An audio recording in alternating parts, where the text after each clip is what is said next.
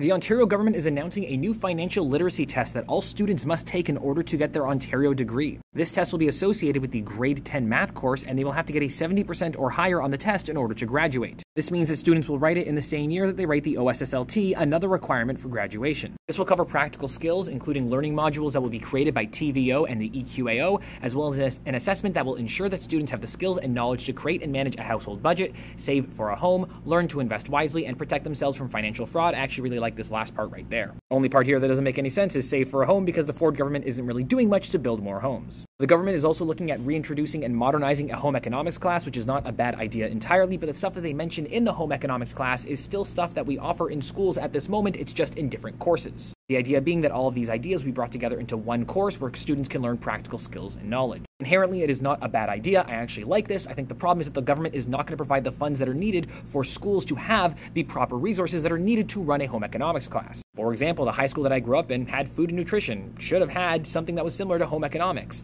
But the kitchen that we had 2 stoves, neither of which worked very well, and an oven which really didn't work. So students really couldn't actually cook food in the school. Whereas other schools in Ontario have absolutely massive food schools. So there will be a lot of asymmetry between the type of education that students will be able to get just based on the resources they have in the building. Last time the Ontario Secondary School Diploma was updated was in 1999 when they removed OAC and introduced the 40 volunteer hours. The financial literacy requirement coming after polling that was done by RBC showed that 83% of youth felt that they needed to know more when it comes to money management. And I don't think that anybody is going to disagree that this is important. I think that the contention comes from the fact that this government historically has proven themselves to not be able to implement these types of programs in the past. Essentially, good idea, poor execution. There's also the fact that studies show that standardized testing doesn't actually increase the abilities of students. It creates a stressful learning environment where students and teachers focus more on what is on that test rather than what they actually need. This will take away time in the course from other parts of the math curriculum that they will need for grade 11. What do you think? Leave your thoughts in the comments down below.